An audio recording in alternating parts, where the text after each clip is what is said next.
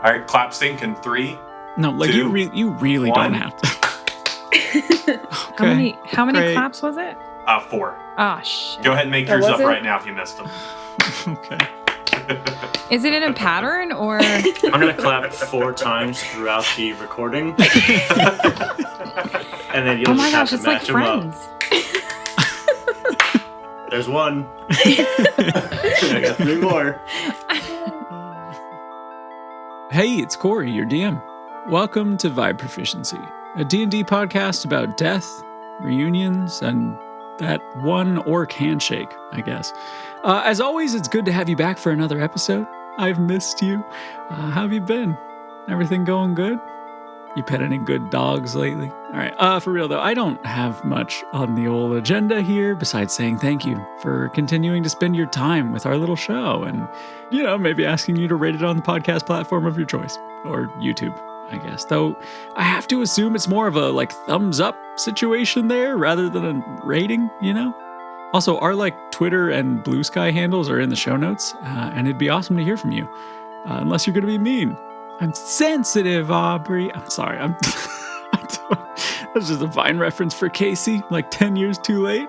Really got to get those in whenever I can. I'm just talking to talk now. All right, I'm going to drop you back into the episode for the usual intros and then, the episode and stuff. All right, okay, bye. Love you. Say it back. All right, I guess I'll start. I don't know why I said that as if I don't always start. Hello there, I am Rebecca. Ooh, that's weird, I said Rebecca. I am Becca. I am playing Mira. She's a tiefling druid cleric. Woo! And I think just really quickly before I do a fun fact, I want to put a disclaimer, and Cory, you can interject if you'd like. The cleric domain I'm playing, oh yeah, Cory, because he wasn't doing enough work, has homebrewed a Glad cleric someone's domain. called him out. Absolutely. But yeah, I think what Becca's getting at is please don't blow us up about how we're not playing rules accurate 5e because we haven't been playing rules accurate 5e since day one. And I will thank you to remember that. Yeah. And B, this one's extra made up. So it's totally homebrew. It's somewhere between a life cleric, a grave cleric, and it has almost paladin-esque things. So if I do weird things, I already know I don't know how to play D&D, but on top of that, I'm playing homebrew.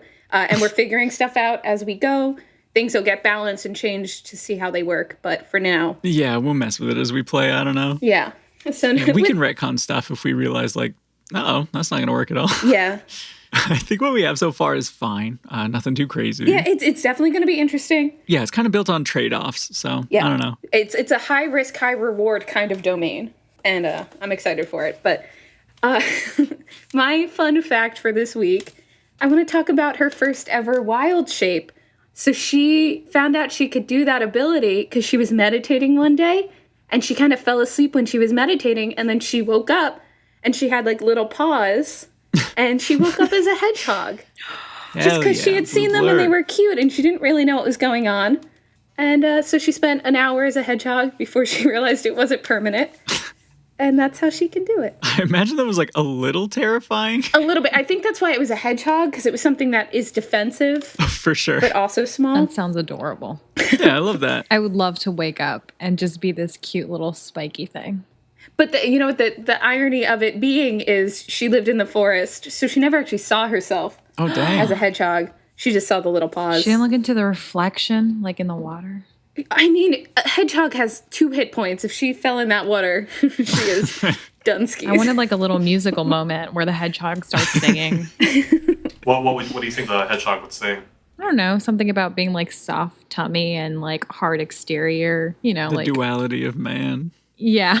Maybe who's this girl that I see staring back at me when I was trying to avoid that at all costs, but no, you always seem to manage to bring those out.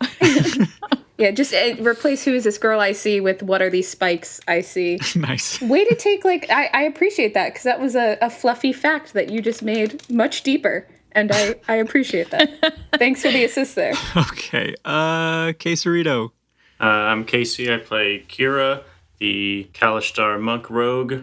Kira's fun fact is before she was blinded, she had heterochromia. One of her eyes was green and the other was brown. Nifty. Which was which? The left eye was green, right eye was brown. Cool. No follow-up to that, Chandler? Who knows? That might come up at some point. Might have to now. Gotta get it canonically situated. Making a note, payoff Chekhov's heterochromia in Act 3. Does that mean that's how her eyes are now in the future? I mean, They're both white. So now they're both gray. Yeah, everything's Yeah. grayscale here. Oh, that's right. But they'd be different shades of gray. A lighter gray and a darker gray. There are 50 different shades. Okay. All right. My name is Tyler. I play Cadmus Lightbringer, half-orc, paladin, dabbling in warlock. Ooh. Fun fact for Cadmus. It's a family fun fact for Cadmus. Ooh. So other than his mom and his dad, rest his soul, he has two other siblings. He has an older sister that he doesn't really remember because she left when he was young to go join the guard in Baldur's Gate. And then he has a brother who, when he was 10 years old, his brother left to pursue magic in insert magic school here. Yeah? Is this like Cadmus just not knowing himself, or have we just like not decided on a place yet? I don't know. Him and the magic brother, they knew each other like more because they were closer in age. He left to go to magic school because he had the gift or whatever. The sister left when he was like 5. Did Cadmus's parents lovingly refer to them as the stupid brother and the magic brother? His dad liked to think of him as the one with the tricks and the one with the The sticks. stick that. The dicks. I'm so glad that's for the right one. Cadmus used sticks because he was a mighty swordsman, and his father spotted that at a young age. Yeah, it's canonical. I mean, it is now. All right. So my name is Kelly. I play Harp. She is a changeling ranger. And this week, it's a fun fact. Harp, while she was in the fugue plane here, she kind of had this like fleeting thought that if she learned enough faces, she and Peck could come up with this like, if they went back to the material plane, of course, this like psychic or medium type of scam. For where sure. she could pretend to be other people from the great beyond. But she can't memorize that many people, and she thinks that Peck would manage to mess that up somehow. A fun fact about Peck. Tell Peck about this. We will get this rocket and rolling right now in the plane. You want to talk to your son that's still alive? Ooh, there he is. There's the son. And you come in. We have a little back and forth. This is. Oh, why aren't we already doing this? we can play him here, and then when we get back to the material, we can play him there too. You heard it here first. You know what the next prison escape we're going to be doing is for. This is great. Oh my gosh, I love it. We'll flesh this out. That's all we're doing this episode. Didn't you already try to scam people? Tried. I got 10 scales that say I did. You got your pity money, right? I don't. Hail and well met. I am Chandler. I play Elwyn Peck, elf turned pseudo dragon, then murdered and is now an elf again. The warlock / sorcerer. Fun fact about Elwyn Peck.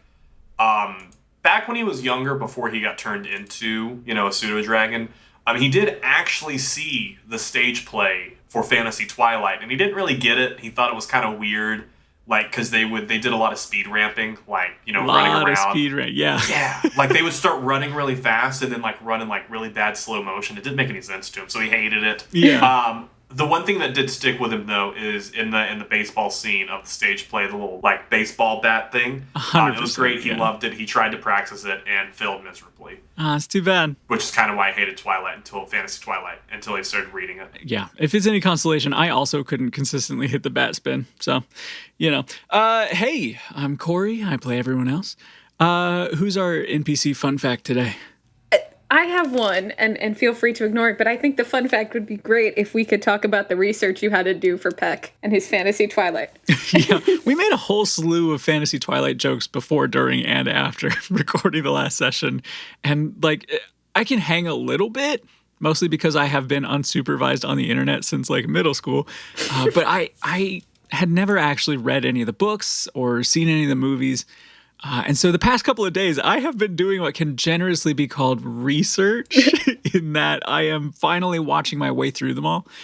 I grew up pretty close to where they were filmed, actually. And somehow I still missed the Twilight Train entirely in 2008 when the first one came out.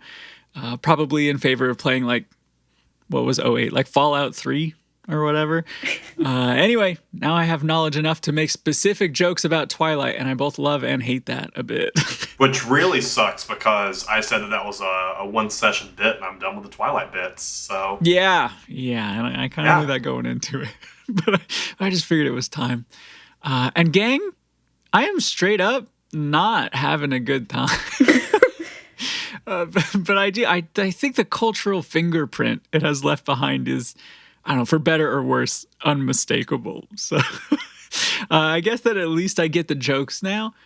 Plus, Michael Sheen as a vampire crime lord is maybe the funniest thing I've ever seen. Really morbidly curious to get into more of that nonsense. But for now, last time on Vibe Proficiency, you all checked out your sweet new homes. You got free tea at the Jasmine Wyvern. You met Leo de Grey, whose son also reads Fantasy Twilight, and who told Cadmus that he could work at the Forge with them. And everyone had their own audience with Kelemvor. I was thinking we could check in with each character to see what they're up to. I know a few of you mentioned to me some stuff that you wanted to split off to do after your talks with Kelemvor. So, who wants to go first? Or we could roll for it. How many of us do we have? There's 5 of us, so roll a d6. Perfect, yeah. I got 3. Look at that starter pack die, that royal blue, baby. I got a 2. I also got a 2. I think you got to re-roll. Yeah. Oh, no. Ooh, Becca goes first. Becca got a 1. I got a 5. So Kelly goes 4th. I also rolled another 5. Keep your 2. This is falling apart. So here's what I'm thinking. By this point, you all have had a little bit of time, I don't know, an indeterminate amount of time to start to accept or maybe further reject this non-life you're currently living. So you guys tell me what you've been doing over the course of this sort of unknown amount of time. And I say that because each of you is completely unaware of how long it's been since you arrived. That silvery swirling sky gives you just no indication of day-night cycles. And honestly, you don't seem to need to sleep. You find that you can if you'd like to, but exhaustion just doesn't seem to hit you in this place. You all feel pretty good. In fact, the last time you didn't feel pretty good was before you entered the city gates. I think I might have asked this, but it didn't really matter until I decided to get a little fancier with my spells. How do we reclaim them, or is this kind of like a test of restraint? Yeah, it's weird. You used to have to be pretty deliberate about your rest and taking care of your body when it came to spellcasting.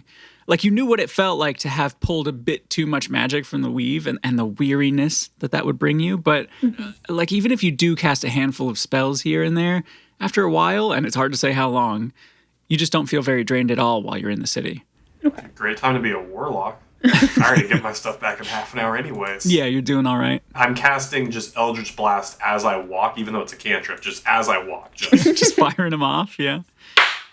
That's 2. I'm so glad you did that. Oh, thank you for that. But with that point aside, I think for Mira, she has a lot to think about now. And so a lot of that time is going to be spent in some pretty heavy meditation on what it means to have gotten this from Kelemvor and the implications of having this symbol on her shield now. And what it means to kind of go into things more restrained and balanced. So that's what she's trying to think of. And I think part of that meditative process would be getting a job if that's possible. Yeah, for sure. Great. This is definitely one of those things where I'm just kind of hoping that you guys will sort of impose your will onto the world. Yeah. There are very few things here where I think it'd be unreasonable, you know? Yeah. She really would be interested in going back to that tea shop and possibly working there if they will have her. Yeah, that makes a ton of sense. Social enough, yeah, and it's a little bit of a meditative process, and she also takes a lot of joy in helping all the plants around the shop grow, including tea leaves and trying to find perfect little tea blends in her meditative states. That's really sweet. Yeah, I love that. Yeah, it makes sense for her to work in a tea shop. Yeah, no joke. But I was thinking, because I am proficient in herbalism kits, of trying to see if there's anything that I could do with the tea to make it a little bit of a boost. Okay, yeah. Like you want to make something cool none of the other shops have? Yeah, or like healing potion, but tea. Oh, sick, yeah. Or even like mood boosty teas. I don't know, something a little magical. Hell yeah, okay. Let's do like a check with your herbalism kit, and then we can like roll to see what the effect is, maybe? All right. Would this be like a wisdom with proficiency, or would this? Yeah, 100%. That sounds correct to me. I think that kind of aligns with like survival, so that makes sense. Sure. Yeah, survival's wisdom. So okay, let's see what it gives me when I click on that. Okay. Oh no. Well, I guess I didn't do much of anything because I rolled an 8 total. The good news is that you just have so much time to fuck around with this. So I think with your 8, it just takes you a lot of trial and error to start seeing results. Okay. I guess what kind of thing were you trying to imbue this particular tea with? I was looking at things like cantrips of what I could do. And I was thinking it'd be cool if I could do something that's a modified version of the guidance cantrip almost. Oh, okay. Like it just gives someone a little boost if they have to do something that day. Like a little D4 roll they can add. Yeah, totally. Like you have that cantrip. It costs nothing for you to keep trying. It takes you just a bunch of fiddling around with it. But eventually, yeah, you find a mostly reliable way to brew up a tea that acts a lot like the cantrip guidance. Okay. And I think that once you really cracked this, the popularity of the tea shop has grown a bit too. Like if it started as a local book reading, tea drinking spot, it becomes more like a lounge and like a communal space at that point. So she's the Uncle Iroh of Bossing Say. Yeah. Yeah, you caught me. I literally just named it the Jasmine Dragon, but with a thesaurus. The Jasmine Wyvern. Iroh's shop was the first thing that came to mind, so sue me. Or fuck, don't actually. Nickelodeon, if you hear this, it's I don't know, it's fair use probably. But yeah, the shop is doing well, and people seem to really like you there. What else are you doing with your time there?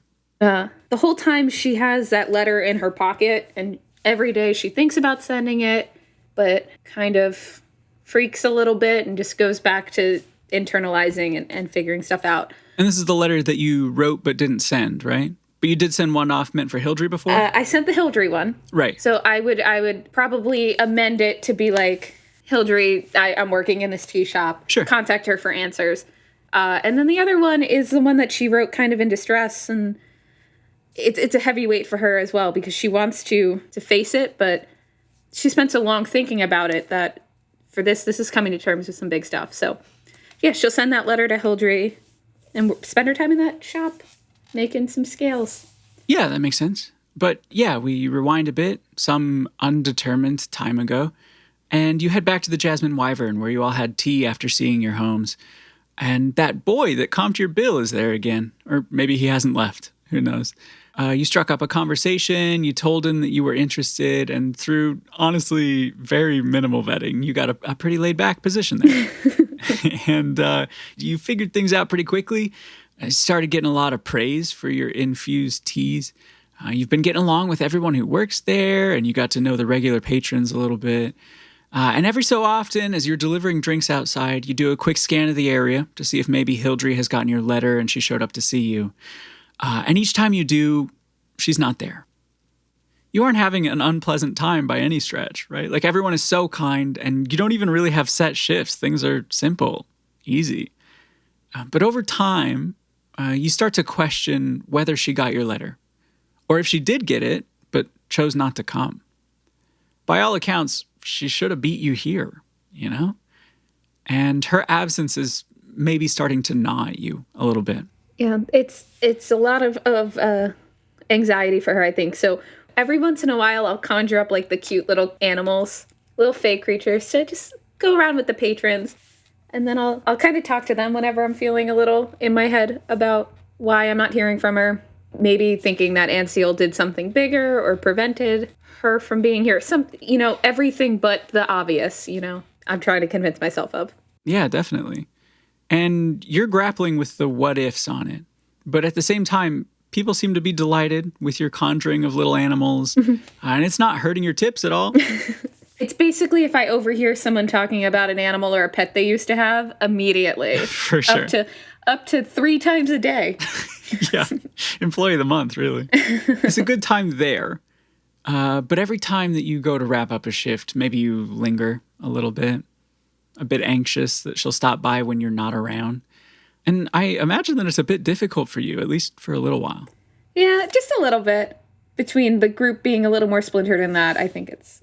the more that happens, the more she's just going to focus inward on the things that Kellamvor said. Yeah. Do you do much besides that during this period of time, or is this kind of Mira's main focus for now? What if I dropped the letter? Oh, damn. Okay. And then it just kind of wound up getting sent. And then we can resolve that after the quest, because obviously we won't be here. Okay, yeah, I'm so into that. And maybe we can say that happens during the bustle of you all kind of getting back together at the end of this period of solo time. Okay. Okay. In the meantime, is there anything else you fill your time with? No, I think I'm gonna let everyone do their thing and wait till they're ready. It seemed like everyone had personal things they wanted to achieve. And also seeing them right now, especially knowing that they have people in their past they want to talk to, makes Mira feel a little guilty about not addressing hers. Yeah, I get that. All right, sounds good. Who rolled the 2? Tyler next. Either me or you, it doesn't matter. You can go. Okay. So Cadmus is... So after he leaves the tower, he leaves and heads back to his home, kind of holding the papers that he got from Kellamvor's tower. He keeps reading them over and over again. They are directions to his dad's location, which exists somewhere inside this place. It takes him a long time to decide if he wants to meet him, because he has a lot of kind of embarrassment about thinking about meeting his dad, because he didn't do his goal. He wasn't able to have revenge. He didn't get vengeance for his dad falling. So he's kind of is unsure if he actually wants to go through with meeting him and talking to him. So he'll spend the next however amount of time kind of thinking on that, and also thinking about why the god that he's followed for the past 5-6 years hasn't said anything at all. He hasn't heard anything. And after his talk with Kellamvor, that normally they pop in at some point and claim the people that followed them and take them to their domain, he's kind of a crisis of faith. Maybe he wasn't good enough for him either, because he wasn't brought over. But at the same time, does he want to do that? Because he has to take care of Anziel too. So he'll do some meditating, some chatting. He doesn't really think about Elmec too much in this time. He's kind of more focused on his own personal things. Sure. He'll do some training. I feel like on the days to get his mind off of it, he would have stopped by that blacksmith and maybe tried to get a job there, because he remembered the guy talking about how he could use a strong guy around. So he would go get a job there and work for a little bit, just to get his mind off some things, maybe learn how to make a couple things here and there. I'd imagine he would kind of, while how you were working with someone, you talk to them and stuff. So he would talk to him about his son. Does the son work there too? So let me give you a little bitty bit then. You remember Leo being super chill about Peck implying that he'd kill him and saying that he could use an extra pair of hands at the forge that he and his son work at. So you turn up. You're not really sure how you found it, but you were hoping to, and sure enough, one day there it was. Leo was working outside, and he recognized you when you walked up. He greeted you warmly with a firm handshake and a smile. And when you inquired about that work he mentioned, he just started showing you around.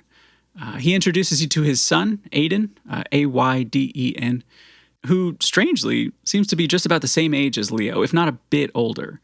You figure he must have lived a good number of years after Leo passed before arriving here himself. Yeah. But they both really welcome you in. It's kind of unexpected. These are strangers, but they're more than happy to have you. I don't know if you three become super close-knit or anything over this time, but they're certainly the folks who you find yourself spending the most time with. And they both managed to teach you quite a bit about a skill you knew next to nothing about prior. You're not suddenly like an artisan craftsman. These guys have spent their lives on this trade, but you're picking up the basics pretty quickly. I hit the stuff with the fire and I make it strong. Yeah, exactly. Intelligence 8. Right. Wow, he's not only smart, he can also make stuff. a well-rounded individual. It's so true. He has charisma. he's doing well with Honestly, that it's all you charisma. really need. So after kind of bonding with them and seeing the dynamic between them, I feel like he would finally, after a bit of time, send the letter to his dad asking him to meet. Yeah, absolutely. It's honestly not long after you send that letter that you receive one in return. And it's in your dad's familiar, heavy handwriting. And it simply says, Cadmus, ! What took you so long? Come by any time. Okay. Is that something that Cadmus would have done during this period? I don't know if you want to do that now or if you want to do the other stuff. I mean, if you want, we can skip to someone else and swing back to you. There we go. That works. Cool. Yeah, I'm super looking forward to that. But in the meantime, Chandler, you rolled a 3, right? All right. So we ended. I was at the library reading Twilight to Arten and Zeorn, and kind of talking with them. And so Peck reads really quickly. Elwyn does, but reading aloud is kind of a bit slower. So he makes it a few chapters in before he feels Arten's touch on his mind, and in their mental conversation, Arten's just like, hey, so this is wonderful. Do you think maybe you could stop reading this now? This is the first time that Elwyn has heard like mental like speak from Arten, and so like he's stunned for a second. Definitely. He kind of looks at Arten and he turns to Zeorn and he goes, Arten is speaking to me right now. To which he mentally commands Zeorn to like nod his head, like, wow, okay, cool. And so basically he starts having conversations with Arten, where Arten then also points out to him. Arten's like, also, by the way, my name, I have a name. Like, you realize I am like a fey creature. Oh, shit. Like, I am a person, right? Arten definitely isn't my name. I don't really have a name that translates to common, but you can call me Davkis if you prefer. Or Arten, it doesn't really matter, but, like, it's not my name. So everyone's like, yeah, cool. So you don't want to hear more Twilight? It's super awkward for a bit, and then they kind of like step away from it, and he begins to do some research. I think that's what he spends a lot of this time doing, researching this great beast and the Grey Waste, and trying to learn more about that while at the library. Okay, sure. Why don't you go ahead and roll, let's call it either investigation or history. You take your pick. Dude, they're both 14, so it's perfect. Yeah, okay, cool beans. You're doing this research in a library, you said? Yeah, I don't think this library was like given a name, but it's just a library that I found with the intentions of doing some studying. Okay, perfect. I'm stoked to info dump about this. So you happen upon this sort of scholarly library in your instance.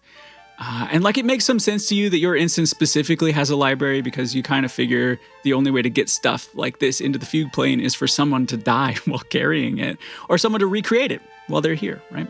And with that in mind, the collection here at this library is even more impressive than at first glance. But you do in fact find a lot of information in this place that you in theory couldn't have found at all on the material plane, like writings lost to time, or destroyed in an era before mass reproduction and printing presses were available, you know? And more than that, the few writings on the fugue plane that you dug up back on the material plane, they were all speculative, right? The stuff you find on it here, it's a lot more tangible and comprehensive, you know? Mm-hmm. So what you're able to learn with your 14 investigation check, the fugue plane as a whole, it's just gigantic, right? But it's also almost entirely uncharted. You already knew this from observation, but the city itself is, let's call it infinite, right? There are basically as many instances of the city as there need to be, like all occupying the same space, and each of them taking the form of a giant walled circle with the crystal tower at its heart. Beyond the city walls is nothing. And that nothing is what you've come to understand is referred to as the Grey Waste. It's effectively desert, right? Featureless, flat, empty, except for this absolutely monumental mountain range you've seen in the distance. It mirrors the city's walls and forms like a circular ring at the far edges of the wastes. Some of the writings that you're poring over have suggested that there's something beyond those mountains. And in fact, a few people have left the city in an attempt to prove just that. And Peck, not even one of them has returned. from secondhand accounts on those failed expeditions, you're learning that outside of the city walls, you can, in fact, be harmed. But nobody seems to have an answer as to what happens if things go poorly for you outside of the city. So as I'm reading that, like I find it, I pulls a horn and I'm like, guys, like, look at this. It would be suicide to go out there. And then I kind of look at it and I kind of like smile and I go, I guess we'd have to be some sort of like suicide squad or something. I hate you. You're the worst. And like the electric guitar riff goes off right there. Thaumaturgy. The unseen servant raises its hand for a high five because you have commanded it to high five you. 100%. Clearly. But yeah, I mean, you find like an illustration here while you're digging up what you can. And it sort of hastily depicts the tower, the city around it, the wall around the city, and the wastes enclosed in the ring of mountains. And it like specifically notes that the drawing isn't to scale, but even then, the wastes take up the majority of the image, and the whole city is only about the size of your thumb. And you're not sure how long exactly, but you guess that it would take a great deal of time to make it to those mountains from the city. As far as the beast is concerned, though, roll me another check to see if you dig up anything specific. Investigation history. Yeah, either or. That is a 12. Okay. It seems like most of the writings you're digging up here are a bit vague, right? You're piecing together the image of a beast of indeterminate shape and size. One of these little blurbs suggests that it might be interested in the city itself. You find one report of it being a small and fast creature that made off with someone's belongings in the past. You find another separate report of it being some kind of unfathomably large beast, being described as vicious and bloodthirsty. You do note that these supposed reports aren't necessarily verified or substantiated in any way, though. There's no follow-up regarding those missing items or any mention of people sustaining injuries of any kind, so it's really hard to say. None of these that I read, none of it describes something that is akin to Elmac, right? No, yeah, nothing describing a shadowy figure, no. Okay. And in fact, in all of these writings and musings about the Waste, you can't find anything on Elmac or a shadow person or anything like that. Cool. But with the beast itself, nobody can seem to get their story straight on it. The only thing these writings seem to agree on is what they call it, the beast. The beast, cool. Honestly, Elwyn, you're almost left with more questions than answers. So on there, I'll also just like copy out with my map making stuff, kind of like the idea of the spire in the city, and then all the mountains and all the question marks. Sure. I'm also going to write a letter to Cadmus and basically give him the TLDR of what I've read. Okay. And also be like, we should ask Elmac about this beast since they clearly spend their time in this gray waste.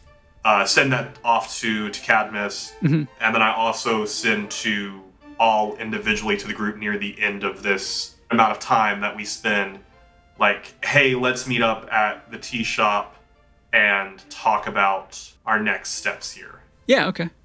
And then otherwise I'll spend some time, if I'm not in the library reading and doing research, I am attempting the Find the Lady scam. Okay.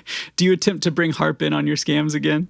I think I would, like, depending on what Harp has been up to, I think I would definitely, like, early on, like, be like, Harp, like, let's make some money. Okay. So the funny thing is I was going to at some point say, if you agree, I was going to say we were pulling some scams. So, yes, I am in on it. Okay, so while I'm in the library, like, doing some stuff, I'm like, bouncing ideas off of Arden, and I'm like, we could do some scams. I need someone else with me, though. Like, you two are great. You're great! But I need someone else. Hop would be perfect for this with the shape-shifting and all. So I get out a letter and I write to Harp. I'm like, hey, meet me at the tea shop. I have a plan. Maybe we can make some quick money and we can rule the wasteland. And then I, like, scribble out wasteland. I'm like, oh, that sounds stupid. We can rule the I just erased that part and just nail it. The idea of Peck sending a nearly finished thought is so on brand. I, like, leave it scrabbled up and she just like, he probably wrote something super dope here. But, like, the mail said, like, ink wasn't too great. Yeah, darn. Yeah. Harp, pretty early on in this period of time, you do receive that letter. How do you feel about it? So she's been planning to do a couple of different type of things. She was gonna do the obvious and see if she could find some success in doing like art outside of that tea shop to see if anybody will take a portrait or two. But based off of that, she knows that she needs to make a lot more dough because she wants to get some cool stuff. So she kind of stares at this letter, sees how crappy it looks and how it's like erased a couple times and does like this. Hold on. The end may look bad, but Elwyn Peck's penmanship is masterful. Okay, yeah. I guess. He's a cartographer. Yeah, that makes some sense. Yeah. He would absolutely have good handwriting. He's got that like architect small caps handwriting. The starting of my letters all have that like nice. Yeah, he does a big calligraphic initial at the start of them all. So you get the beautiful letter. Yeah, so I just imagine she looks at the letter and kind of does like this eye roll, but then shrugs and is like, you know what? Like kombucha girl meme. You know what I mean? Sure. Yeah. She looks at Ella's it. kombucha girl meme. Oh no. Casey. Like, I know you didn't know anything about Vine until late 2019, but you are so behind on like internet culture, man. Yes, I am. So I kombucha girl the letter where I'm just like, what an idiot. But you know what? That's 3. I hate you so fucking much. Yeah. Well, that was it. She agrees. Yes. Okay. It's a yes. Okay. So at some point during this period of time, Harp and Peck start to regularly meet up to, I guess, start scamming people. What does that look like? So I think definitely when we like meet up, I'm sitting at the tea shop like drinking a tea and like having like I talked to Tamira a couple times like, oh, you're enjoying the tea? That's great. And then as soon as I see Harp, I'm like, oh, Mira, look, I'm going to be honest with you here. Harp and I are about to plan a scam to make money, and I feel like for the best of your conscience, you probably should not listen to us plan this, and you should not be a part of this. I have already started walking away. Wonderful. Fingers in the ear. I was like midway through explaining my new brew of tea and how I'm trying to work like spell magic into it and just walk right away. Good call. Harp, hello, welcome. Hey. How are you? So, I'm great. How are you? Ready to make some money. Oh, yeah. I mean, do you have a plan ready? Because I've got some ideas. So I've been doing this find the lady trick. It hasn't worked out too much. Listen, I'm sure you know my neighborhood's pretty snobby, and they're way too smart for their own good. They think they're smart, but they're not. But they see through this. I was thinking maybe we could do something with your shape shifting, like you could be a little plant in the audience, or what do you have? What do you have in mind? I was actually thinking of, like you said, turning into some rando, and I'm just pretending to bank it. I'm just winning you over and over again, and then you scam them. Pretty basic scamming rules. So like with the find the lady? Yeah. Okay, yeah. I think we need to go to your neighborhood, though, for certainty here.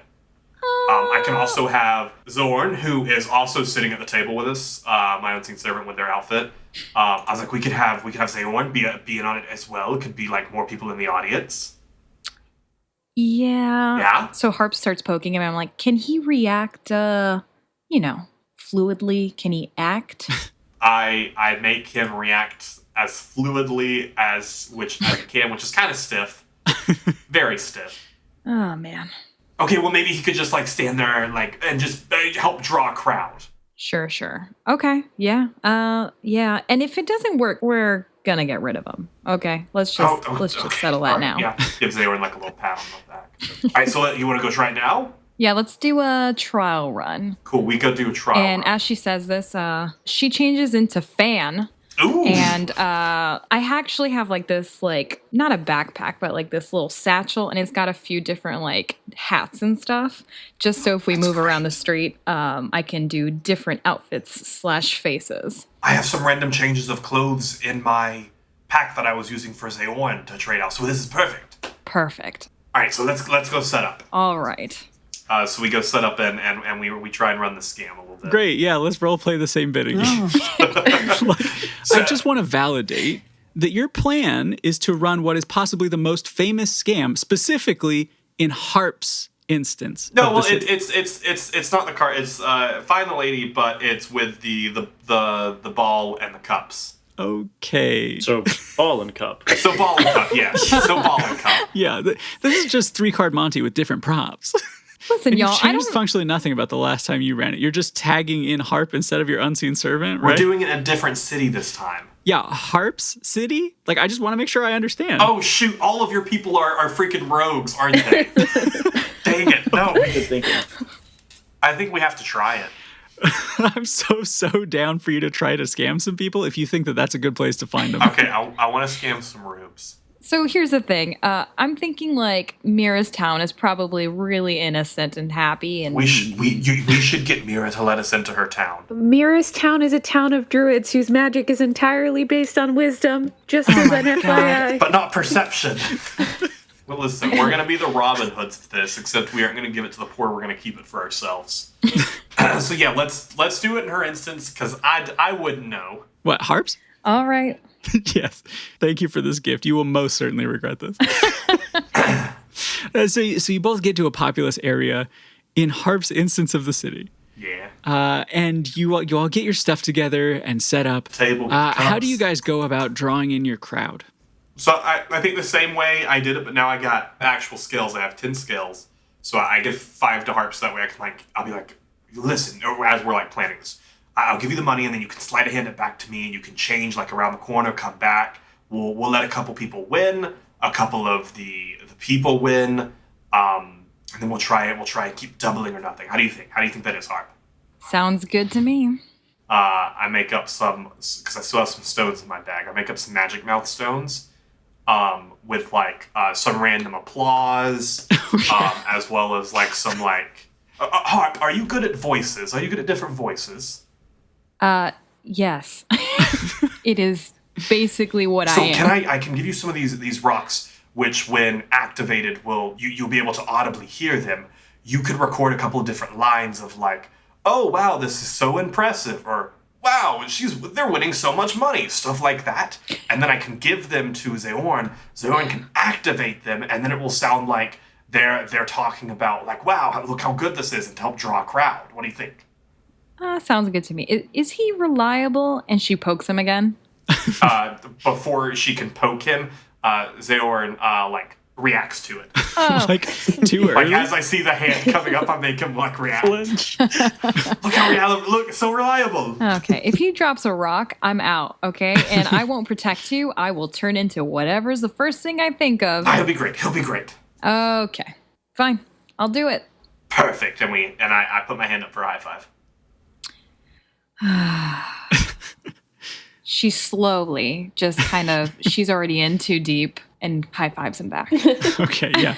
So you drum up a small crowd, and the first time you run this little sideshow, you run it on Harp, who currently looks like Fandrin, right? Yeah. Yes. Okay, great. Why don't you both roll performance then? I'll give you advantage because you clearly care very much about this and have done some prep work. That's a 3 and a... I got a 20. I got a 16. Okay, yeah, this is going way better than it has any right to. More people stop as they pass by, and Harp, quote unquote, wins her money. And it's like textbook, right? Harp wins and walks away in a big show of success, really trying to sell that it was fun and worth her time. And your plan was to, hop down a side street and change before heading back? Yeah. Okay, yeah. As you turn the corner, trying to think of who to look like next, you almost bump into somebody who's standing in the alley, leaning against the wall with his arms crossed. And he's got the hood of his cloak up, but you can see enough of his face to see a scaly smile and shining reptilian eyes. And he's waiting for you. And he says, Fandrin. Oh, shoot. And here I was under the impression those petty street games were beneath you now. Sorry, that was so good. Well, life changes you, or dead life, you know? He looks you up and down, sort of shaking his head. And he says, rode out of town on that high fucking horse of yours, but here you still are. Still slithering around the gutter like the rest of us. Oh, my gosh. And he lifts the knife from his side and he starts picking at one of his claws with it. And he gestures back to the street without really looking up. And he's like, who's the square you're working with? What does this guy look like? What is he? He is a lizard folk, so like scaly, reptilian, big teeth, all that. Argonians. Yeah, almost like an Oh, okay. Argonian from Elder Scrolls, yeah. This particular lizard folk is almost like crocodilian, you know? And his cloak conceals a lot of him, but you thought you saw a couple of sword hilts at his side when he pulled the knife out. Yikes. Maybe some kind of hardened leather armor going on, hard to say. So she says, all right, listen, Goof, let's not make fun of the elf, all right? It seems like you made it to the fugue plane before us, so, think I did a little better than you, huh? He says, you'd know, wouldn't you? After what you did. Yikes. Did Vandrin kill this dude? He pushes himself off the wall, and once he's upright, you're suddenly aware of just how much bigger he is than Fandrin. Seeing him at his full height, it's like he just seems to be muscles, scale, and teeth. Listen, you've said some things, I've said some things. I think it's, we should just move on from this, all right? Sure, roll persuasion then. All right. Ooh, wait, it's at an advantage, so... Yeah, all good. Just take the first one then. So what, 17? Yeah. Okay, yeah, he doesn't even respond to you after that. Just kind of snarls and brushes past you out of the alley, just kind of shoulder checking you on the way by. And he disappears around the corner into the crowd. Yikes. I'm out of his sight line, correct? Yeah, you're the only one in the alleyway now, yeah.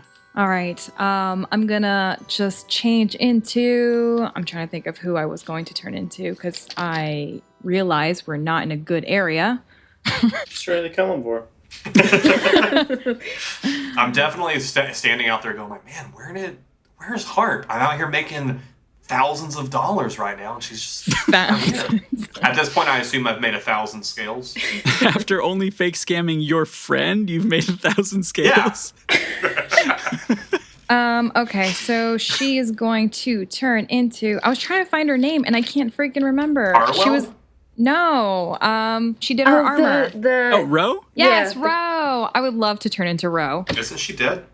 No. Oh, they saved her. Oh, okay. No, you're thinking of Moira.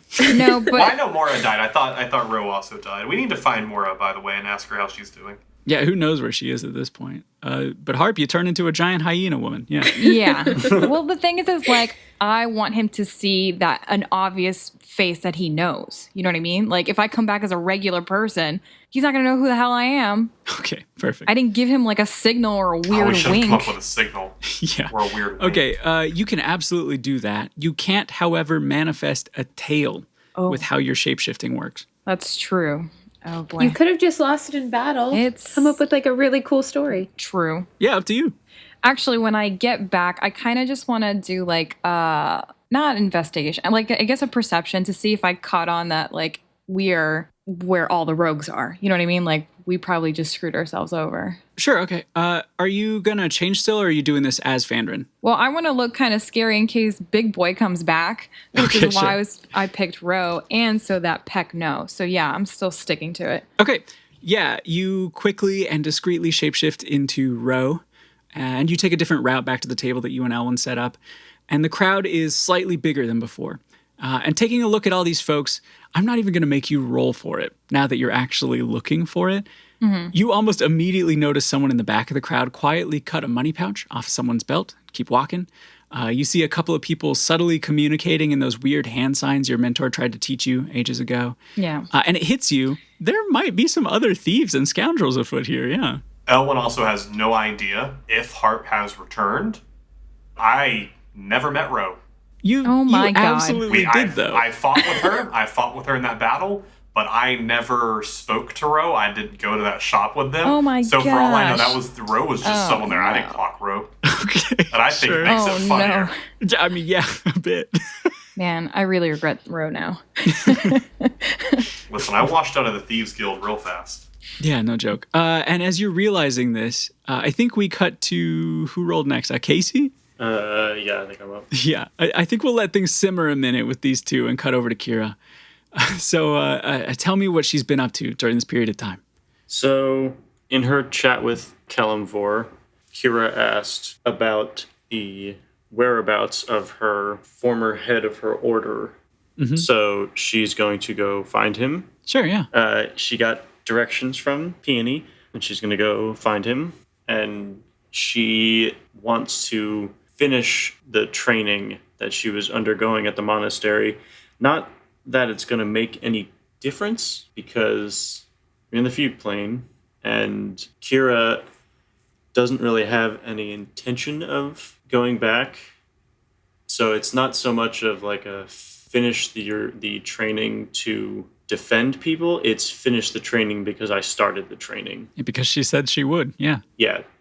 And like, there's no one in the material plane anymore that knows about any of this. So it's not like there's no one to pass it on to. It kind of died with her.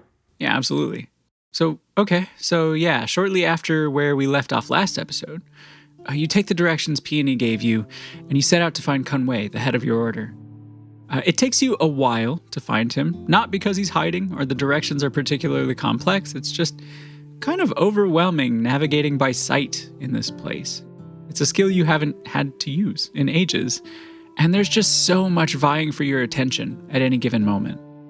But eventually, you do make it there, and you're maybe a little shocked to find the order mostly intact in a nearly perfect replica of the temple you once spent your days in on the material plane. All the sights and sounds pull at your attention, and you're struck by the familiar robes everyone here wears, the ones with the embroidered roses. Even here, in this grayscale world, your memory fills in the colors of the fabric for you.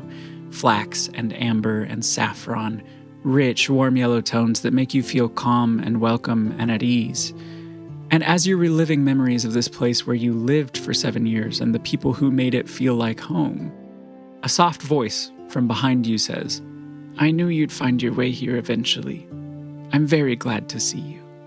And you turn around to see Kunwei. I'm glad I get to see you again. He just smiles up at you with that familiar kindness you came to expect from him during his life. And he nods as if he understands the feelings you must be having right now. I'm so sorry for everything that happened. No, Kira, I'm sorry. And he motions for you to follow him into the monastery. And as you walk, he says, "The people in this instance of the city are largely members of the Yellow Rose, but there are those who come from elsewhere as well these days, seeking training or guidance or a bit of peace from their busier instances.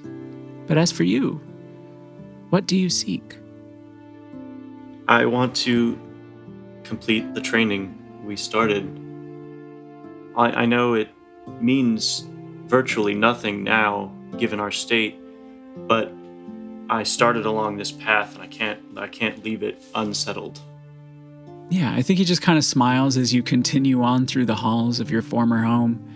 And he says, "Kira, your resolve has always been one of your greatest virtues. Some might call it stubbornness. But I knew someday you'd return to seek out the completion of your training. We can begin whenever you're ready." And he gestures to a big open space in the room in front of you at the 2 cushions sitting on the ground across from each other. And you remember this space too. Your teachers would sit on one of the cushions and you on the other as they sort of walked you through the day's lesson. And Kunwei rests himself on one of the cushions and gestures like he's offering the other one to you. She sits down on the other cushion. Yeah, sounds good. So, Casey, why don't you tell me what this training looks like? It's a lot of... She already can summon the arms of the astral self, so she already has some, grasp on it. So it's both meditating and finding that connection to the greater astral being, and it's equal parts meditation and physical training in not so much in summoning the arms. That's like a later training, because first you have to train with your physical self. Sure, yeah. Because the arms are just an extension of yourself. Yeah, okay. So I presume that in life you were just starting to sort of comprehend the summoning astral self component of your training, but you were like just shy of that. Mm-hmm. Like, is that fair? Yeah. Okay. So, yeah, I think you spend just a lot of time here working with Kunwei on the Celestial Thorn training that you never got to finish. I think that early on in the training, he starts to go over some things that you've already figured out on your own in the time since you last saw him. And when he sees that you're already able to wield your ki in ways that nobody was able to actually teach you, he's not necessarily surprised, but he's clearly pleased. And after that, things really pick up with your training. And it feels good, familiar. The regimentation, right? The discipline of working towards something as yet intangible. And while you're getting real into your training, I think we cut back over to Cadmus as he's getting ready to head out to meet his father. All right, so I get everything together and I head out to Papa Lightbringer's house. Yeah, for sure. You make your way towards Papa Lightbringer's instance of the city. You're positive you're in the right place. It's not quite the same as your instance, and it's not quite a copy of the village you grew up in, but it sure does feel familiar, you know? You immediately take notice of the big building towards the middle of a group of houses, like the Jarl's house in Skyrim. You know what I mean? Like a house, but bigger and with an almost communal design to it. Knowing that Kalimvor said that he was a leader in his community, you kind of assume that this is a good place to find him. What do you do? I'll kind of stand outside the front, stare at it for a minute, do one of those deep breaths, and walk up and knock on the door. Sure, you take a moment and knock on the door. And moments later, opening it up, there he is, your father. And as soon as he sees you, he smiles broadly, and I don't know if this is like a thing that happened a lot when you were younger or not, but he throws his giant arms around you in a solid embrace, and he grips your shoulders and holds you out at arm's length to look at you again, and he says, "My boy, I can't believe you're here." Hey, Pops. Sorry I didn't get around to the whole avenging you. I was cut a little short on that quest.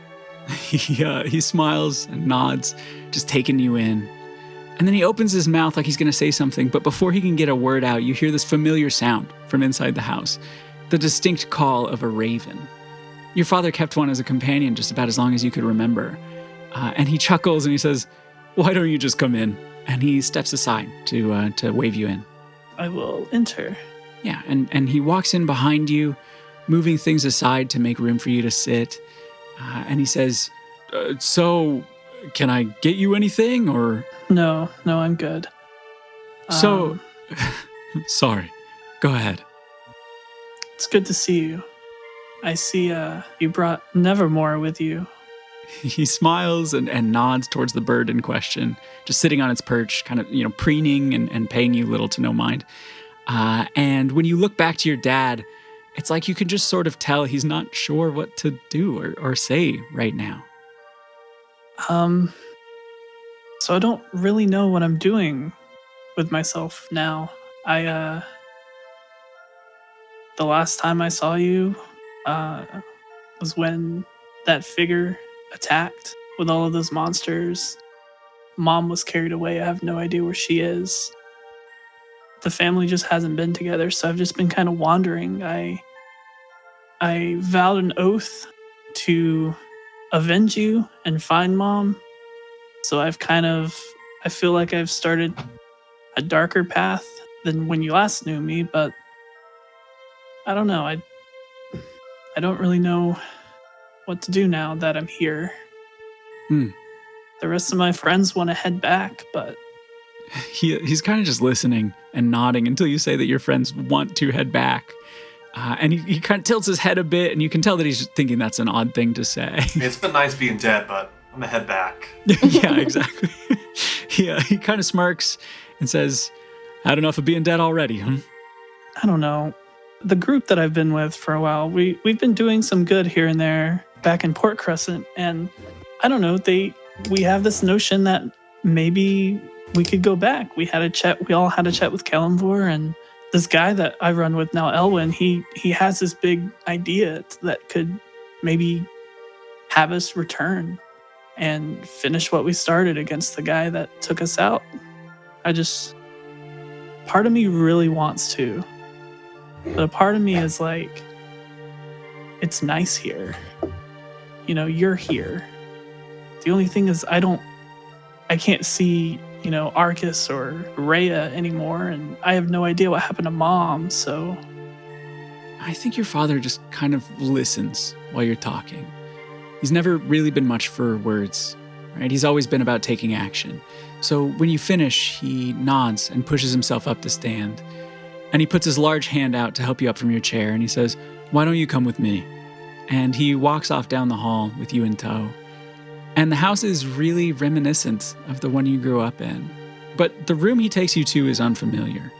He hesitates when reaching for the doorknob, which, by the way, feels a bit out of place for how decorative it is compared to the more utilitarian rest of the house. And he finally opens the door. And inside is next to nothing, actually. The only thing in this small room seems to be a big, polished, flat plate of stone in the center of the room. And he walks up to it. And he looks down at it for a long moment before he says, "Everyone deals with coming here a little differently. It sounds like you're already aware, but given the circumstances around my passing from the material plane to this one, I was upset. Furious, actually. Having left you and your siblings and your mother so unexpectedly, showing up here knowing that you all needed my help and I failed you? I'll spare you the details, but that transition was rocky, to say the least. I did spend a great deal of time finding and convincing someone to make me this, though." And he reaches out and puts his palm on the polished stone disc, and as you watch, the stone almost ripples like the surface of water, and you feel this slight breeze in the air, one that has this magical charge that reminds you a little bit of when you saw the vision of Kelemvor back at the temple in Holyhead. And the plate becomes sort of translucent, revealing a foggy image that starts to become a little more clear as you peer into it. And Cadmist, you're looking at your brother, Arcus, sitting at a desk covered in open tomes and unrolled parchments, just scribbling away, like always. And your father falls silent and just sort of watches you, watching your brother through the disc. Are you able to see everyone? Does this mean you know where Mom is? I wish it were that simple. I can't just see anyone anytime I want. And these days, I don't use it much at all. And the two of you just watch for a moment, sitting in silence together. Sort of without breaking his gaze on the disc, he puts his hand on your shoulder and he says, "Cadmist, you know that if I could have talked to you through this, I would have. I wished I could every day." Yeah. You know, looking at this thing all day, every day, trying to find my family and make sure they were okay, that took a toll. Especially when I'd find that you weren't okay, and there was nothing I could do about it. I realized that I had all the opportunities in the world to be with you all, to talk to you, and to make sure you were okay back when we were all together, and I didn't always take them. Funny that we can learn lessons even here, after it all. And he palms the disc again, and the fog intensifies, and the image fades until it's solid stone again. And he says, "If I had to do it again, I probably wouldn't make someone create this for me. No amount of me staring at it got you here any sooner or later." And he's just kind of staring down at it, even though the image is gone, just kind of not sure what to say again. Yeah, Oh, I have your sword, and I kind of unsheath it. He looks up, and a smile takes over his face. And he says, "Don't think that I didn't notice. I'm sure it served you well. Except, I guess, for that last time." And he kind of like elbows you with a wink. Yeah, it's okay. Things happen. The wording on it, though, that came from when I became a paladin and the oath that I made to Hor. It says justice because that's what I needed to get for your death. I think he just kind of nods. Yeah. I think what I'm trying to ask, if I was given the chance, do you think we should go back? Or if I should just accept the life here and one day we can all be together again as a family? Honestly, Cadmist, well, it's just not my place to say. You've always had such a strong sense of what's right and wrong, and you always did what you thought was right, whether it was something I wanted you to do or not. So, I guess I'd have to ask you, what do you think? I think that if anything, I'm going to try my best to at least help them, the people that I came here with. If we can all get back, great. If I can just get them back, that's fine too. But I think we're going to do this crazy thing, and we'll find out what happens after that. He sort of smirks and he says, "You've always been good at the crazy things. Whatever happens, you know I'll be here." I feel like that's when they would kind of like just kind of share that moment and maybe reminisce on times they spent together. And then after a while, Cadmus would, say goodbye and leave. Yeah, I think that's kind of beautiful, really. Which I guess makes cutting back to Scam Central a little bit of a hard transition. Scam Central. Scams are flying off the shelf left and right. Scams are indeed likely. So what's going on with you guys? Have you adjusted your approach now that Harp has seemingly not come back to the table you're running your little grift at?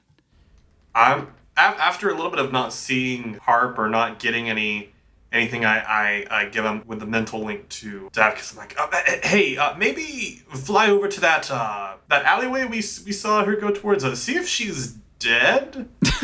And he's like, oh, I mean, yeah, I'll be right back. And he flies over that way to see if she's dead. Okay. Harp, how about you? I was going to try to signal Peck. So Harp kind of like moves, because I'm sure it's like a small crowd at this point, not too many. She looks at him and she's like, well, I think I'll give it a go. Hello, welcome, new challenger. So this is basically, we have the 3 cups. I'll put one under and shuffle it up. We can absolutely skip all this if you're just doing the same thing as before. Well, I want to lose on purpose. Oh, okay. So I lose. I'm going to try to when he here we does go. this thing. Pop it under this one right here. There it is. Keep your eye on it. And I shuffle up the cups. Does Peck recognize this as Harp now that she looks like Ro from Port Crescent? I think this is a random person. I've never seen a giant cheetah-looking thing. I have no idea what this is. Okay, yeah, you are easily able to quote-unquote swindle this stranger, especially because Harp is trying to lose, I guess. Oh, sorry, no luck this time. But feel free to play again, double or nothing. So whatever you want to pay. So I'm gonna lean over this makeshift table and I'm gonna grab Peck by the collar and I'm gonna lean in real close. And I'm going to go, listen, you. And then I'm going to be like, it's me. Incredible. Roll intimidation first, I guess. With advantage. That's a 14, but I can roll again. That's 4. Great. Thank you. I think 14 is plenty. This is less for Peck and more for the people around you right now. Oh, the advantage was on me, because Peck would immediately be... Oh, definitely. But for sure, everyone takes at least a half step back. So, I don't know. That'll probably help you a little bit while you whisper. Can you make a stealth check now for that? And that is an 8. Okay. When she leans in to whisper, "It's me," Peck, you can see a few people in the small crowd notice that, and the gears are turning. You're the one who owes money. Yes, it is you. A valiant attempt, but it seems like it might be too little too late, because the expressions in the crowd are starting to sour. And one of the guys is like, "Hey, wait, what is this? You two know each other?" And it's clear that some of them have seen this play before, and they know that at least this Knoll woman is a plant, Peck hasn't even realized it yet. Are you serious? What? Do you not it's you. It's a good disguise. And then he goes, "Oh yeah, yes, it's you." Oh, and then I look around and go, "Oh." Yeah, it all starts to click for Peck all at once. Yeah. And then in your head I go, "Oh, this is Harp, isn't it?" So what Harp's gonna do is, because she doesn't want to get caught, she actually starts trying to lift Peck with the collar to look more intimidating. Even as an elf, you still trying to pick me up and throw me around. Listen, we've been caught and I need to look real scary. Okay, roll strength, I guess. All right, let's hope for the best with a 11. Yeah, you yank him up onto his tippy toes, I guess. Okay. DC was 12, by the way.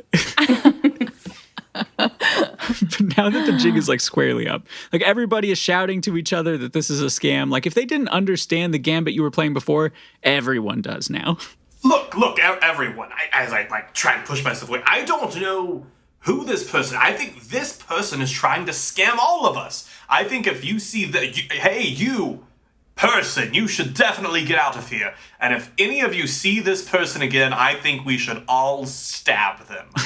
A small pebble flies from somewhere in the little crowd and smacks into your cheek as you say that. And they're still getting louder and complaining because while Harp was gone, I think you managed to get at least a couple people's cash. So they're pissed. I just, while that's, I just open up mine and I go, hey, you should probably run away now. Everyone, listen here.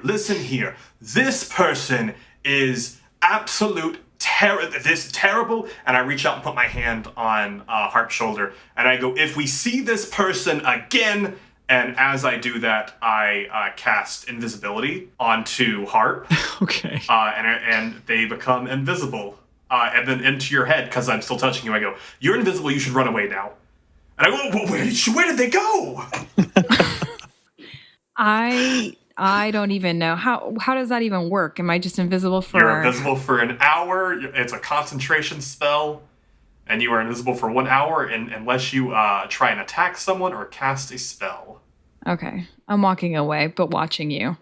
Okay, I think you see Peck trying to mitigate the damage in the crowd here, and they're having none of it. Oh, I'm planning to run away too. Yeah, like intuitively you know that you probably can't die here, but you reckon it might hurt if they all hit you in the face a lot. Yeah. So once they get just like a little in closer to me, because I've made her invisible, I'm like, yeah, she's fine. When they get in close enough, I'm gonna just Misty Step out. I guessed as much, yeah. So you both vanish from the escalating situation and you regroup elsewhere. Zaorn is still there though, so I give Zaorn the mental command to pack everything up as if he's gonna go throw it away, but then bring it to me. Okay, sure. Do you guys go back to Scam Planning HQ, the tea shop? Yes, absolutely. Okay, yeah.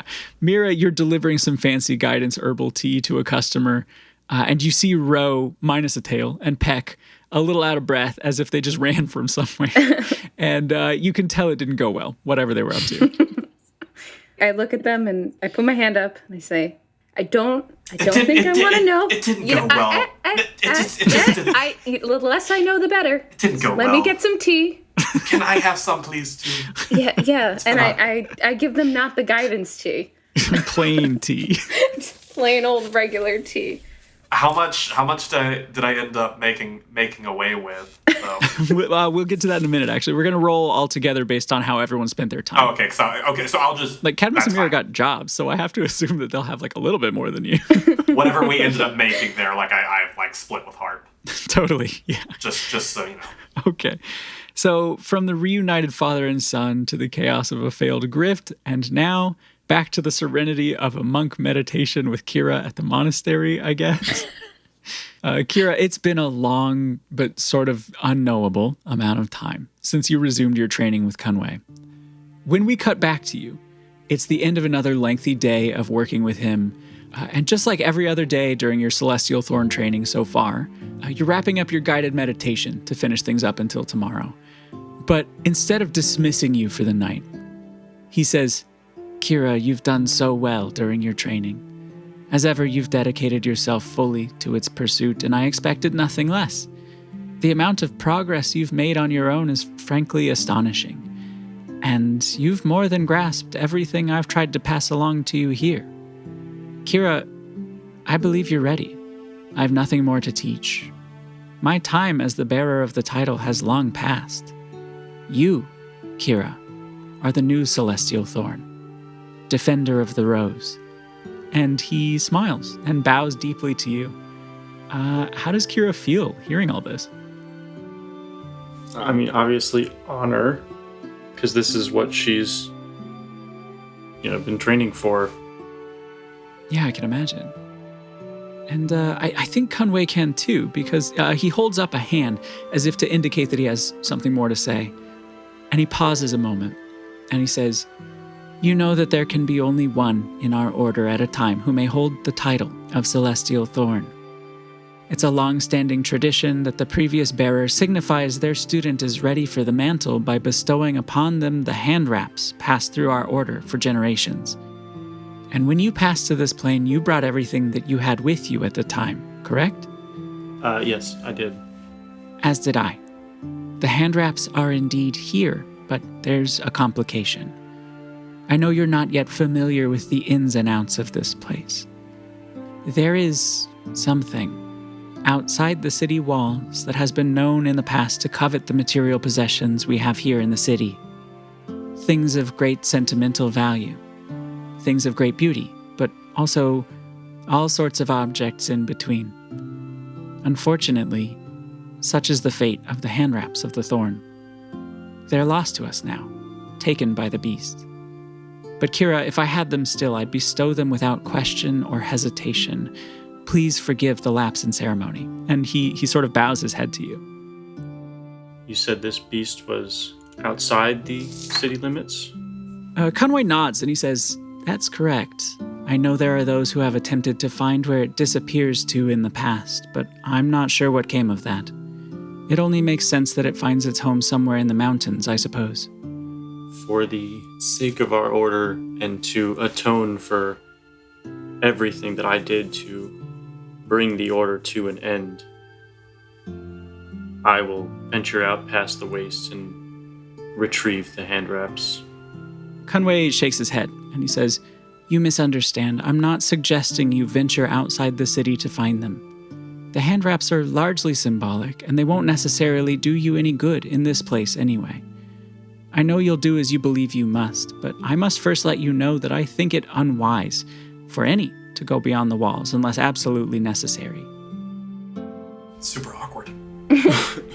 I'm trying to think of how to say what I'm thinking. Because also, does Kira know about the quest? No, so I'm honestly not sure, yeah. So, time has no meaning here. Yeah, Like, basically. You're sort of outside of time as you understand it. Yeah. So, but I did make the point earlier that I don't know however long this has taken for Kira, that Elwyn, after doing all of this, sent letters to everyone saying, "Let's meet at the cafe for this quest with information on the beast in it." Sure, yeah. I was just trying to give a good reason for him to know that, like, hey, we all gonna go do this. Yeah, makes sense. Now I guess she's aware of it from her side too, and I guess she'll be aware of it from yours at some point, if not already. Okay. Cool. But it sounds like Kira might be leaning that way already, given the importance of these hand wraps to her. because It's like the highest honor the order can bestow, right? They're like exactly, one of a kind. it's a tradition. It's part of the order, and it's always been in the order and with the order. Yeah, okay, I feel that. I guess we should do this in character, huh? All right. I can't let these wraps, these sacred objects of our order, I can't let them remain in the possession of this covetous beast. They've always been in the order. They should stay in the order, whether it's in the material plane or in this fugue plane. They are part of our order, and to rectify the wrong that I did,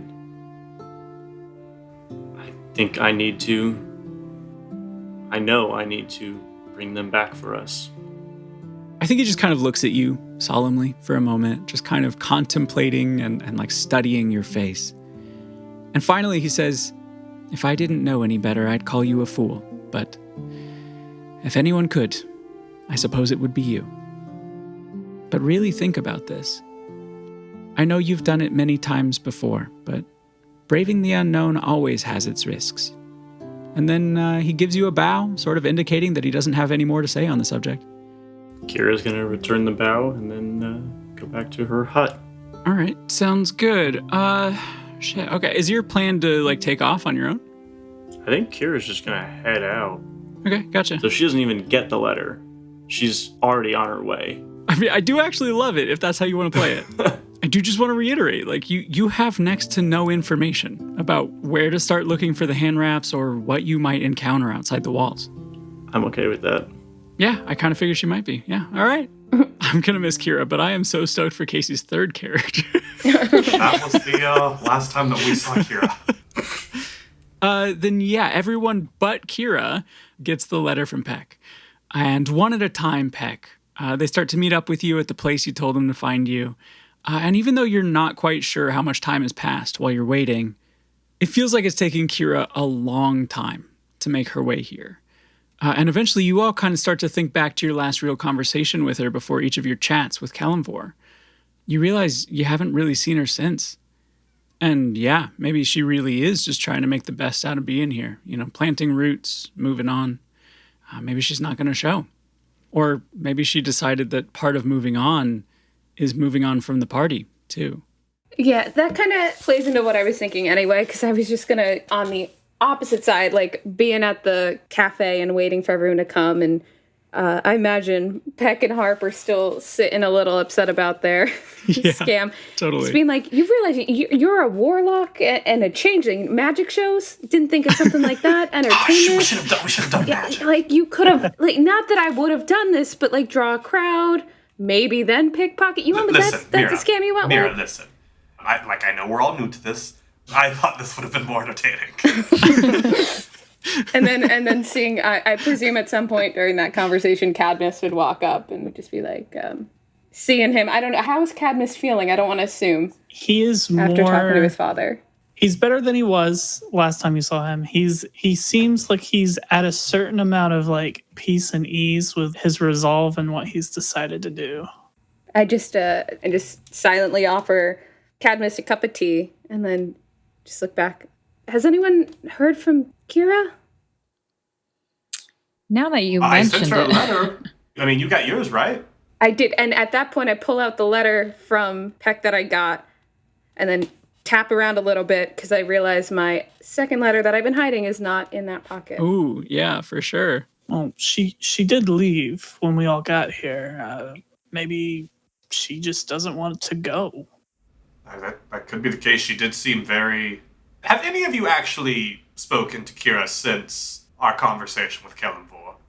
No, I haven't seen her at all. No, I don't think we really talked about what happened anyway. Perhaps she ran into Sir Richard Astley and they've hit it off. Maybe they started a band or something. We should keep an ear out for any of that. So anyways, how do you guys feel about this little questy quest? Did you all get my letters? I did, but we don't know much about it, do we? No. So I think what could be a fun idea is we go try and get some supplies with whatever money we've earned, and then maybe stop by and see if we can find Elmac and see if they might be able to point us in a direction. Oh, that sounds like a great idea. I mean, we've all been working pretty hard, right? I'm sure we have some scales to spend. I mean, I've been working for the weekend. But back to the original point, I think more so than getting supplies, you might be onto something, Peck. If we go to a shop that sells adventuring gear, maybe someone's tried this before. Oh, hey, you know what? That's a good point. So do you have, can you just, go on break whenever? Or, do we have to wait till your shift's over? I'll let them know. I'll be back in a bit. I'm sure they'll understand. Yeah, just hey, going on a quest real fast. See you in a bit. Do you get quest pay? Is that like holiday pay? Do you have quest pay? I haven't asked. Maybe I should. I've never. You should I've never actually negotiate had a for job that. before. Is that typically a thing? Yes, Quest pay? yes. Oh, you should. Yes, you should ask them for your quest pay. They typically pay in advance, so you can buy questing gear. Okay. Should I make an intelligence check to see if this is a real thing before I make a fool of myself in front of my new bosses? I'm going to be so real with you. I really don't want to have to spend time figuring out the logistics of requesting PTO in our escapist fantasy world we're building. I think you just tell them you're going to be away and it's probably just fine. Right. I'll let them know that I'll be back in a bit. I'll leave them a little bit of the extra, I'll go around and make a few more cups of the special guidance tea. Okay, perfect. While she's doing that, can Harp and I count out how much money we earned? Oh boy. $6. I mean, we were always going to roll for this, so let's just do it now. Harp and Peck, you each roll 2 d20s, okay? Cadmus and Mira, you got whole ass jobs. So D100? roll a d100, or, your percentile and a d10, whatever you got. I made 11 money. I made 90 money. And I got a 16 for both. I got a 10 and an 18. Wait, I No, rolled. Tyler, That's 65. yeah, that'd be 65 or 56. Yeah, when you're using the 2d10s as your like D100, the first one is your tens place and the second one is your ones. So 65 instead of adding 6 and 5. Much better than 11. So hit me again, Chandler. What'd you get? 1,800. No. The sum of those two dice, please. Oh, 28. Yeah, that's better. Oh, I'm sad. Man, our shopping session's going to be real short. That's really sad. Look, y'all did so poorly at your scam, but I like gave you way more than seemed warranted. We got experience. You paid an exposure. For you two, you got what you rolled, full stop. But Mira and Cadmus, you get whatever you rolled plus 100 base scales.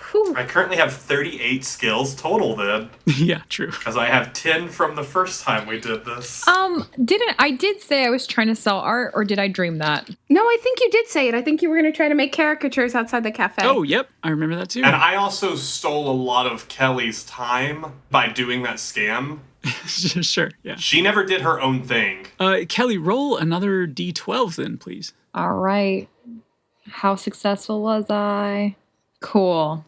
6. Okay, so then you get an extra 6D, actually. You just multiply it by 10. Obviously, you can choose to share amongst the group or not. That's your call. No, I'm fine. Oh, I'll be yeah. fine. Absolutely no problem slitting that 190 scales, thinking back onto all the episodes in which Fan got money that he never saw. Oh, You don't know that. okay. So I guess y'all head off to find supplies. Like, what are you looking to buy? Everyone, I know we all have our own money and stuff, but we should probably find some way to quickly maneuver through this gray waste, some type of transportation. Do you all have any ideas for how we could come upon that? Well, I can summon my own steed. Wonderful. I'm trying not to show how jealous I am. Well, I can take care of my own transportation depending on how far we have to travel. So it's very far away. Potentially, I like your idea. We should go to see if we can find like an adventuring store. Do any of you from your specific cities feel as if your city might be more of a gung-ho adventure type place? I don't know about adventuring type, but if we do need some kind of steed or animal, I might be able to find that in my area. Okay. If you need any like snobbish dicks, you could go to my area. And I don't really recommend my area. No, not me neither. Cadmus, are you around the adventuring type? Well, my area, I guess I would relate them to adventurers. We could start there if you want. Yeah, there's some like himbo adventuring energy in Cadmus instance for sure. We got some pretty good people in my area. My dad happens to be one of the leaders of that covenant. You guys want to go see my dad? Not really. Maybe he'll know something if he's leading the area. It might be worth it to talk to him. Yeah, and you can see my dad's bird. Good times. That's... Oh, yes. All right, yes, lead the way. Okay, so you guys make your way to Cadmus' dad's place. Papa Lightbringer. Yes, Papa Lightbringer's place. And yeah, Cadmus, your dad opens the door when you knock, and he's glad to see you so soon again. And he greets everyone and asks, Cadmus, who are your friends? Hey, Dad, these are the friends that I was talking about when we had that whole private conversation. We're looking for a place that could potentially sell us some steeds and perhaps some equipment that would do us well beyond the walls. Yeah, I think his amusement turns to concern. And he like kind of pushes the door open further and says, come on in. Do you do that? Yeah, I guess. We're going in. It'd be weird if I Yes. stood out there. Yeah. You make it inside, and he gestures you to this long table, and he sits down, and he says, so you want to leave town on a horse because... Oh, what would you suggest we leave the walls on? Is there different than a horse? Is that what you suggest? I wouldn't suggest it at all. I'm confused. What is it that you're hoping to accomplish out there? Dad, remember, we had a conversation with Kellenvor, and my friend Elwyn here has reason to believe that Kellenvor might send us back to the living to be able to finish what we were supposed to finish there if we were to go and slay this beast out in the waste. Elwyn knows the way, but we need to be... Yep, sure. I have an idea. He turns to look at you, Elwyn. There's like a little flick up and down with his eyes as he kind of assesses you. And then he turns back to Cadmus and he says, Son, with the respect that's due to your friends here, I find it unlikely that you'll be able to bargain your way back to the material plane. Sir, I see where you have become misinformed. I don't believe I can bargain. I have already done the bargaining. That's where your confusal lies. And sir, with all due respect, your son speaks truth. And I pull the shield out and I show him, we have spoken with Callum Vor, and we do have business on the mortal plane. Maybe not going back for long, but we must go back. I think upon seeing the crest on your shield, he just kind of like leans back in his chair, his eyebrows just kind of going up. Kellenvor signed it. He did. He literally did. Kellenvor was here. He looks at the symbol on the shield and then back up to you, Cadmus, and he says, "So you're sure about this then?" They're going to go whether we get anything here or not. I have to go to make sure that we all get back. I couldn't save you. I need to at least try to help them. Yeah, he's just nodding and thinking after you say that. I think he kind of gets where you're coming from, for sure. If you can't help, we're just going to go with nothing. How far are you planning to journey? Far. Very, very far. He just nods, and he says, "Son, you remember the artificer I spoke of?" Yes, the one who made the table. The very same. They're an inventor of sorts, by the name of Bridge. Cadmus, people don't go outside the walls for good reason, but if you're going to, you'll need to be fast. I think Bridge can help you with that. I can get you some directions to their workshop. I would appreciate that greatly. Yeah, he gets up to walk into another room for a moment, and he returns to hand you this piece of folded parchment, presumably with the directions on it. And he says, "As a warrior, I think I meant to wish you luck, but as your father, I wish you sense. Return safely." Oh, absolutely. I look at Papa Lightbringer and in his mind go, "Hey, don't freak out, but I'm saying this in your mind. Cadmus doesn't want to say it, but he's actually had a pretty rough patch over the past couple weeks. Hasn't made that much money. Oh my God. If you want to, I can double back after we leave. If you want to, give him, I can, pass him some money to help him, buy some things." Chandler, what's your alignment? I'm just I curious. was just going to ask that. My alignment is indeed chaotic good. Chaotic good, interesting. Are you? Definitely not good. Because I'm Never chaotic seen to be good. good. What? I've been so good. Occasionally. Okay, sure. Cadmus, you don't know that's happening, but your dad reaches into his pocket and procures this coin purse, and he hands it out to you and he says, "I insist." Thank you, Dad. You absolutely don't have to do this. I give Papa Lightbringer a little wink. Yeah, he smiles back to you, Peck. And Cadmus, he turns to smile warmly at you two, and he says, "I'm serious. Be safe while you're out there being stupid." I will, Dad. I promise. And I will hold out the orc handshake. You know what I mean? Okay. The handshake where you grab each other's arm. The high five from Predator.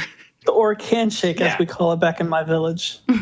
Real fast, before we leave, what is Papa Lightbringer's bicep? That's what I was just going to ask. Well, he's How- bigger than me because my strength is 18, so I'd imagine his is a 20. Yeah, at least. Yeah. I just rolled it. It's a 21. Sounds about right. Big bicep on Papa Lightbringer. For sure. But he bids you farewell, and now you've got directions to Bridge's workshop and 100 extra scales. Yo, Look at that. You're welcome, Tyler. We shall split it 4 ways. Just the 4 of us now. I miss Kira.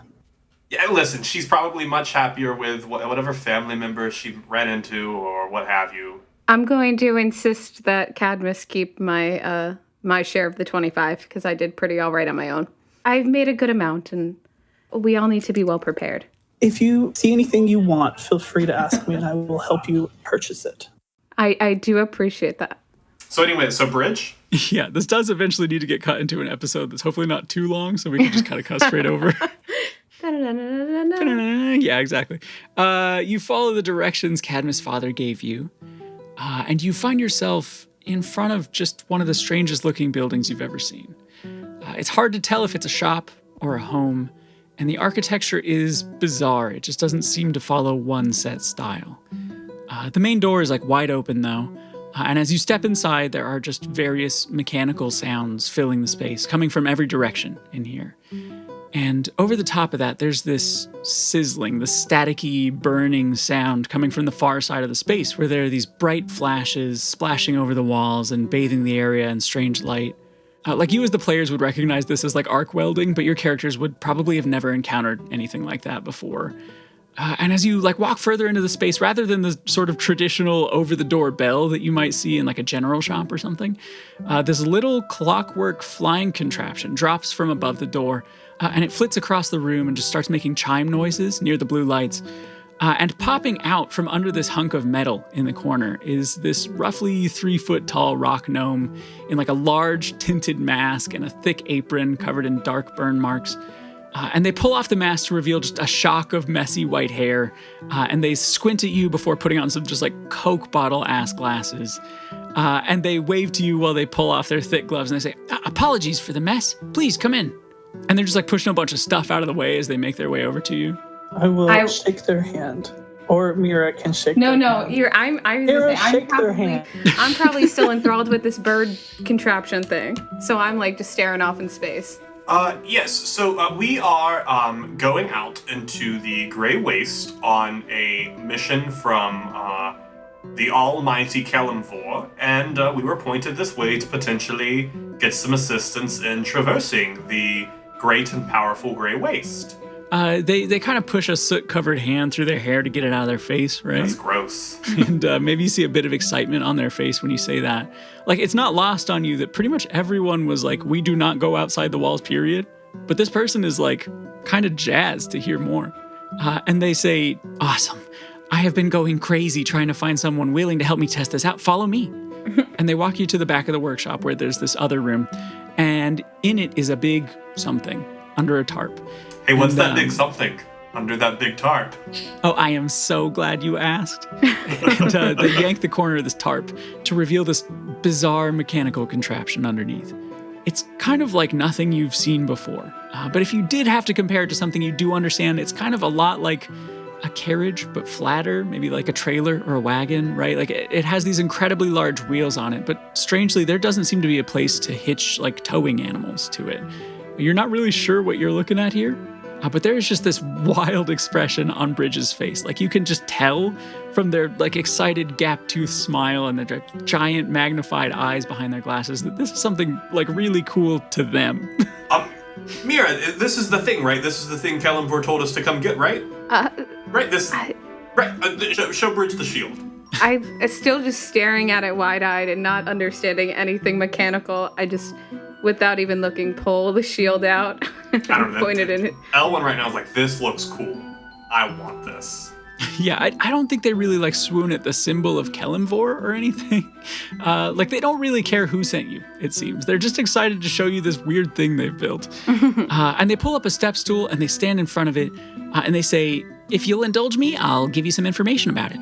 Oh, please. Please present. Yeah, I've never seen anything in this shop. This is all incredible. Please, what is it? This is maybe one of my greatest inventions, and it is useless sitting here under a tarp. Nothing like this has ever existed on the material plane. If I had invented it while I was there, it would have been a completely different world in no time, I'm sure of it. This is a means of transport with a complete lack of dependency on any sort of animal to tow it. I mean, that sounds really... How if there's no horse, how do you tell it where to go? Like the carriages and wagons that you have seen mostly have like a roof on it, like an area to sit inside or store things. But this one has nothing like that, right? Like Bridge just jumps from their step stool onto it. And it's like a large rectangular platform with pipes and flywheels and shit just jutting out all over it. But there's like a clear spot for people to stand sort of like in the middle. You'd guess that maybe like 10 people could fit somewhat uncomfortably on it. But right at the front, where Bridge is standing, has this like raised console with all sorts of controls and indicator lights. And they say, "Don't worry, I can guide you through its operation. It's far more intuitive than it looks." That is, you want to borrow it, correct? Yes, that Kalimvor sent us, yes. Okay, make a deception roll for me. I would love no, well, not that die. That die screwed me earlier. Oh, that die screwed me too. That's a 6 plus a 7. That's a 13. Yeah, sure. The like wide smile doesn't even drop from their face, but they like give you finger guns and they say, "We both know that's a lie, but if you're willing to test this thing out in the waist, I literally don't care. I get finger guns back. I adore Bridge. Yeah, I think you could tell I actually did prep this NPC, but cards on the table, they were supposed to be on the material plane, but then y'all died and I didn't want to throw them out, so. Just gonna go ahead and make a note here that Bridge also has to come back to the material plane with us because they helped us. Oh, I would love that. You and me both. So they motion for you all to climb aboard. And once you're up there, they start running you through how everything works. Everyone make an intelligence check. Cadmus, you can do it at an advantage. Wait, I think I'm proficient at vehicles. Yeah, dude, I know. I'm proficient at land vehicles. Hence the advantage, yeah. What have y'all got? I got a 12. I got a 14. I got a 16. I got a 0 and a 4. I got a 4. Oh no. God, that minus the int coming in strong. I think I got it, guys. I could easily. Yeah, no. I will definitely. Cadmus will drive it, and I will just stand nearby, and we'll pretend like it's all Cadmus. But every once in a while, I'll be like, red button. It's that student driver thing. Yeah. Break. Break.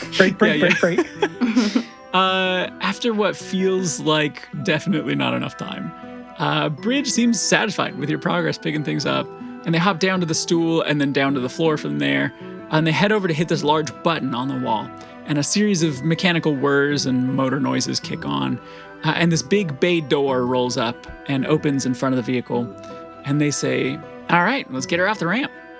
Oh no. They start guiding you forward towards them and the door, just beckoning you to drive it off the platform and down these twin ramps that it's been elevated on.